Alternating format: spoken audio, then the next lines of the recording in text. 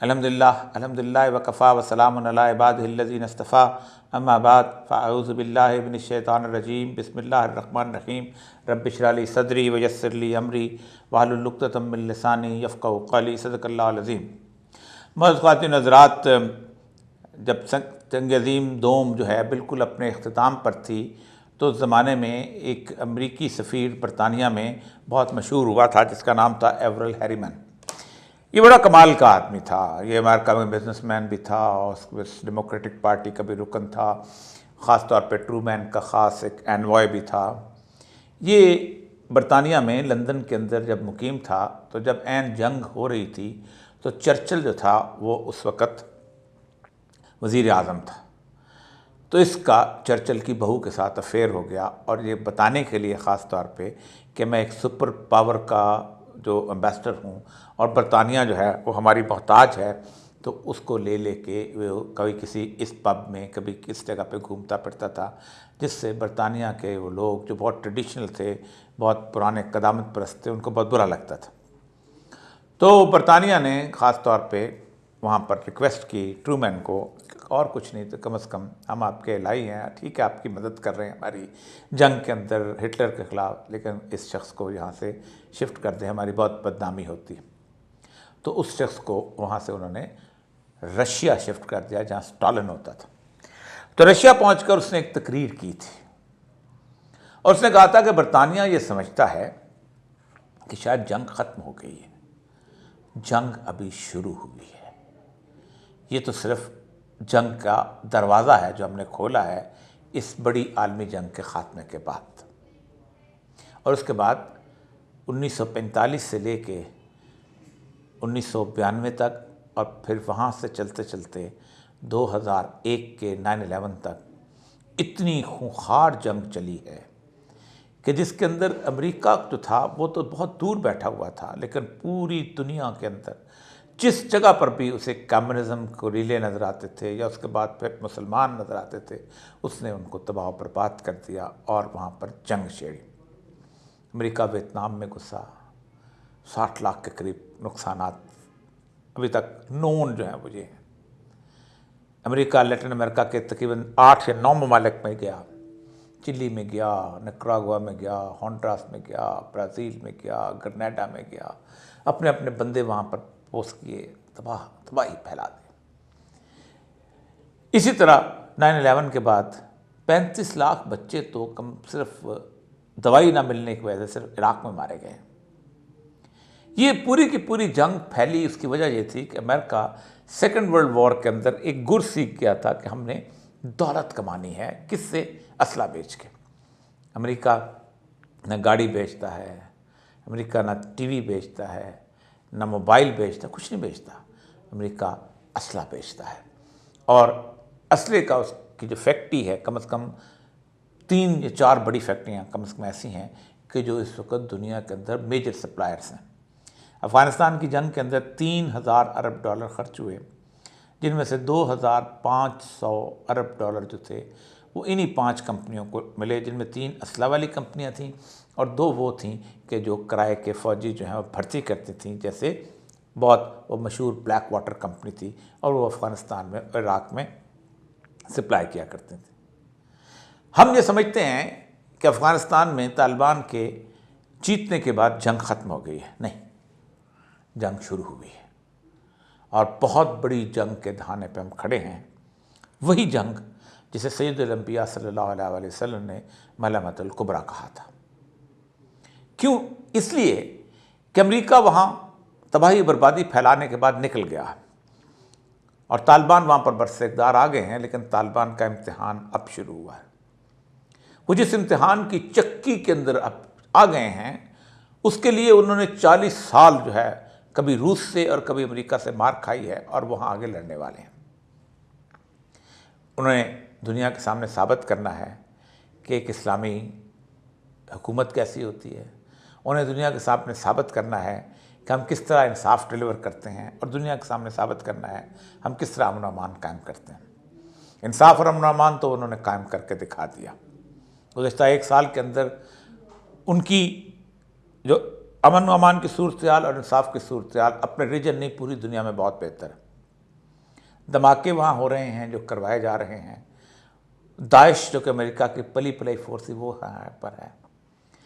इसके साथ साथ और भी इर्द गिर्द से ममालिक से लोग वहाँ जाकर वहाँ धमाके करते हैं, जो ज़ाहिर बात है उनके बस के बात नहीं, ये तो अमेरिका के बस में भी नहीं था।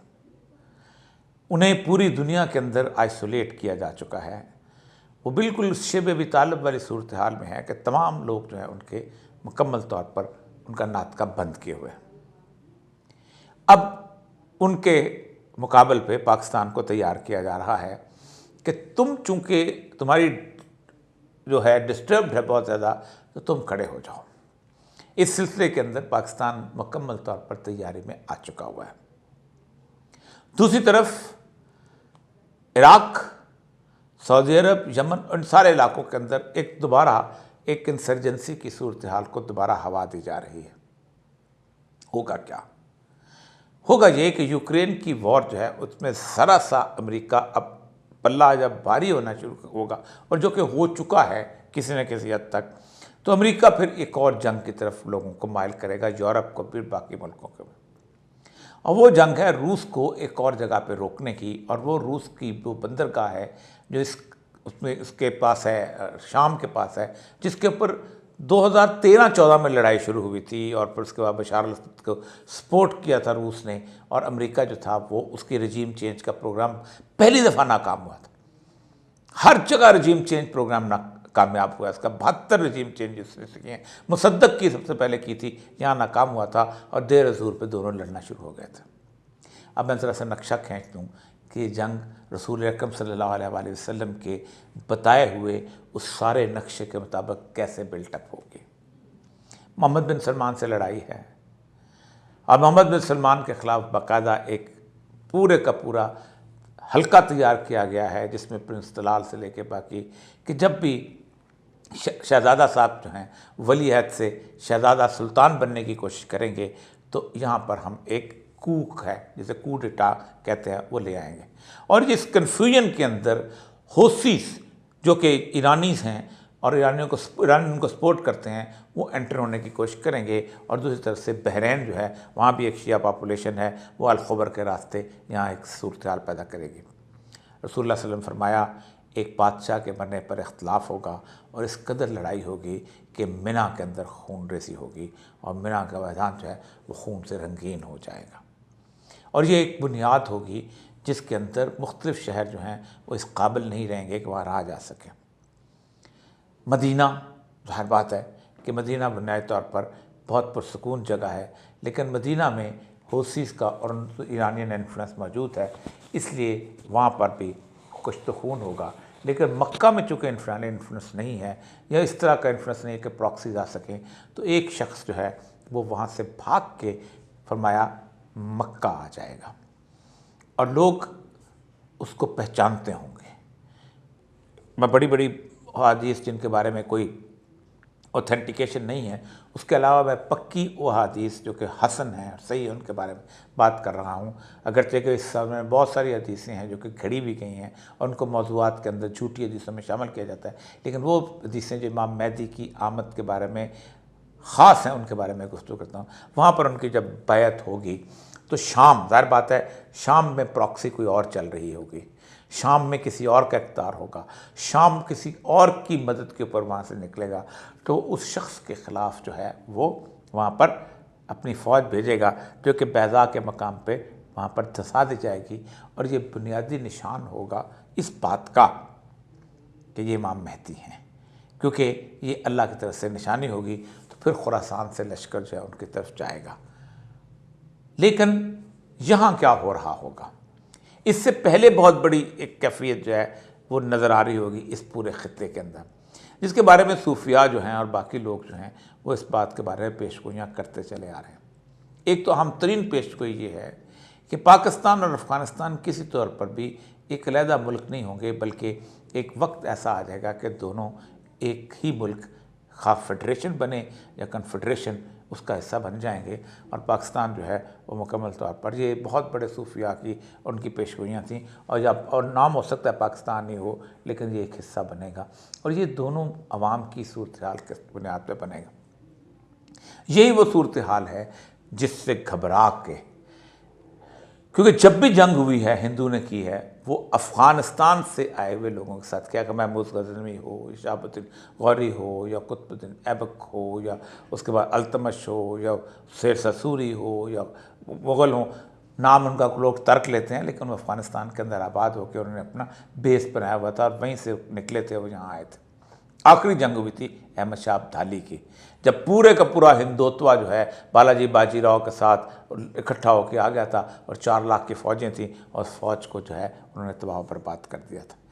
इसके ऊपर जो है इंडिया जो है वो पाकिस्तान पे हमलावर होने की सूरत हाल में होगा, हमलावर होगा भी। इसलिए होगा, मैं कोई प्रेडिक्शंस नहीं कर रहा, मैं रसूल अकरम सल्लल्लाहु अलैहि वसल्लम की बताई हदीस बयान करता हूँ कि ख़राब सिंध मिनल हिंद, सिंध का इलाका जो कि रावी के तक, बल्कि ज़्यादातर आगे पास चनाब तक भी, क्योंकि ज़्यादा बात है हिंदू जो है वह शाही का रूल जो था वो जेलम तक आता था। कम अज़ कम इस इलाके तक जो है एक ख़ास किस्म की तबाही और बर्बादी जो है वो फैलेगी जंग की वजह से। और यूँ लगेगा कि जैसे शायद हिंदुस्तान के लोग जो हैं, जो हिंदुत्व के लोग जो हैं, वो आगे बढ़ना शुरू हो जाएंगे। और फिर उसके बाद नेमत शाह वली की जो पेशगोई है कि पूरी दुनिया में लोग जो हैं वो यहाँ इकट्ठे होकर लड़ने आएंगे और वो लड़ेंगे अटक सिंध के दरिया के, सिंध जो है वहाँ से डेरा इस्माइल खान पर होता होता, आपको याद होगा डेरा गाजी खान के पास से इधर से गुजरता है, पंजनत के पास से गुजरता है अटक। ये हदीस में कहाँ मिलता है? ये बहुत अहम तरीन बात है। ये हदीस में मिलता है ग़ज़वा हिंद की उस हदीस से कि आप सल्लल्लाहु अलैहि वसल्लम फरमाया कि बैतुल मक़दस से एक शख्स लश्कर भेजेगा, कहाँ? हिंद की तरफ और सिंध की तरफ में। अभी तक बैतुल मक़दस से कोई लश्कर सिंध फ़तह करने नहीं आया, खा महमूद गज़नवी हो, खा शहाबुद्दीन गौरी हो, सब यहाँ से ओरिजिनेट हुए हैं। मोहम्मद बिन कासिम का एक छोटा सा लश्कर था, वो भी बैतुल मक़दस से नहीं आया था, वो भी बनो उमैया ने दमिश्क से भेजा था, बैतुल मक़दस से नहीं गया था। और भी हज्जाज बिन यूसुफ तो दमिश्क में भी था, नहीं था जहाँ से वो लश्कर गया था, वो तो कूफा में उस वक्त ऊपर आता। तो हदीस के मुताबिक बैतुल मक़दस से आएगा। इसका मतलब यह है कि इमाम मेहदी की जो हुकूमत है वहाँ कायम होगी और उस हुकूमत के ख़िलाफ़ 2 तरह की जंग का खासा आएगा। एक तो जंग जो कि यूरोप मुसल्लत करेगी उसके ऊपर, और यूरोप जो है वो इकट्ठे होकर उसके लड़ने आएंगे, क्योंकि ज़ाहिर बात है एक पावर इस्टेब्लिश होगी। दूसरे वो यहाँ आएंगे और वो लोग फिर इस जंग पे लड़ेंगे। और आपने फरमाया ये दज्जाल की आमद तक यहाँ रहेगा। दज्जाल की आमद का मतलब ये है कि इमाम मेहदी का आना, उनका बैतुल मक़दस पे हुकूमत कायम करना, पहले गौता पे उनका होगा, शाम के दमिश्क के पास उनका जगह होगी, कायम करना, कायम करने के बाद आगे फिर जंग करना, फिर बाबक और अमाक, ये हलब के साथ जो जगह है मैदान टर्की के नीचे, यहाँ पर लड़ाई होनी, और लड़ाई किन के साथ होनी? यूरोप के साथ होनी। फिर यूरोप को शिकस्त दे के कुस्तुनतुनिया को दोबारा उनसे फतह करना, जो कि छिन जाएगा इस दौरान। उस वक़्त जब होगा तो वो वहाँ पर कुस्तुनतुनिया के उस जगह पर होगा कि ऐलान होगा कि आवाज़ आई कि कहीं दज्जाल इस्फहान से निकल आया है, अपने 70,000 यहूदियों के साथ वहाँ से निकला है। उस वक़्त यहाँ पर ग़ज़वा हिंद में हिंद की फ़तह हो चुकी होगी। और वहाँ हदीस जो है बड़ी अहम है, जो लोग कहते हैं हिंद का ग़ज़वा हो चुका है, रसूल अकरम ने फरमाया 2 चीज़ें। एक ये कि ये लश्कर दज्जाल की आमद तक वहीं रहेगा, यानी जब दज्जाल निकलेगा तो फिर ये लड़ने के लिए चले जाएंगे। और दूसरा ये है कि जब वो हिंद के बादशाहों को जंजीरों में जकड़ कर लौटेंगे तो ईसा इब्न मरियम को अपने दरमियान पाएंगे। यानी ये दज्जाल के जब लड़ने के लिए निकलेंगे तो सैयदना ईसा जो हैं वो अलैहिस्सलाम जो हैं वो दमिश्क की उस मस्जिद से उतर आएंगे। तो जंग अभी शुरू हुई है और इस जंग में बार बार कह रहा हूँ, आप अमेरिका के साथ खड़े हो रहे हैं, आवाज़ आ जाएं। इसलिए कि अमेरिका के साथ खड़े होना का मतलब है कि दज्जाल के साथ खड़े होना। आप सिर्फ इस बुनियाद के ऊपर कि तालिबान को आप समझते हैं कि वो अमेरिका के ख़िलाफ़ है तो हमें उनका साथ देना चाहिए। 5, कल भी मैंने कहा था, 5 मुल्क ऐसे हैं कि जो अफ़गानिस्तान के साथ बॉर्डर करते हैं। अफ़गानिस्तान से उनको कोई मसला नहीं, ताजिकिस्तान को कोई मसला नहीं, उज़्बेकिस्तान को कोई मसला नहीं, तुर्कमानिस्तान को कोई मसला नहीं, ईरान को कोई मसला नहीं, चीन को कोई मसला नहीं। आपको कैसे मसला हो गया? इसलिए कि मुझे लगता है कि आप वो कर रहे हैं इसको क्रिएट। आपके एक वज़ीर साहब जो हैं अचानक कहते हैं कि हम प्रीएम्प्टिव उसको हॉट परसूट में जाएंगे, क्योंकि अफ़गानिस्तान से दहशतगर्द आते हैं तो हम अफ़गानिस्तान में जाके हमला करेंगे। यही मौक़िफ़ तो भारत का था कि हम मार्च परसूट में जाएंगे, तो आप चीख उठे थे। बुनियादी तौर पर याद रखो, एक दूसरे की सरहदों का एहतराम करो और ख़ास तौर पे उन लोगों का एहतराम करो कि जिन्होंने 20 साल अमेरिका से जंग लड़के ये जंग जीती है। और याद रखो, सैयदुल अंबिया सल्लल्लाहु अलैहि वसल्लम की अहादीस का एहतराम करो। आप इस जंग में उनका साथ होगे तो ये फ़लाह है और फिर आप हिंदुस्तान से जीत सकोगे। इस जंग में अगर आप उनका साथ नहीं दोगे तो हार आपका मुकद्दर है। अहादीस की रोशनी बड़ी वाज़ेह है। अहादीस बताती है कि जिसको भी ग़ज़वा हिंद का मिल गया वो खुशकिस्मत होगा, उसके लिए जन्नत जो है वो पक्की हो जाएगी।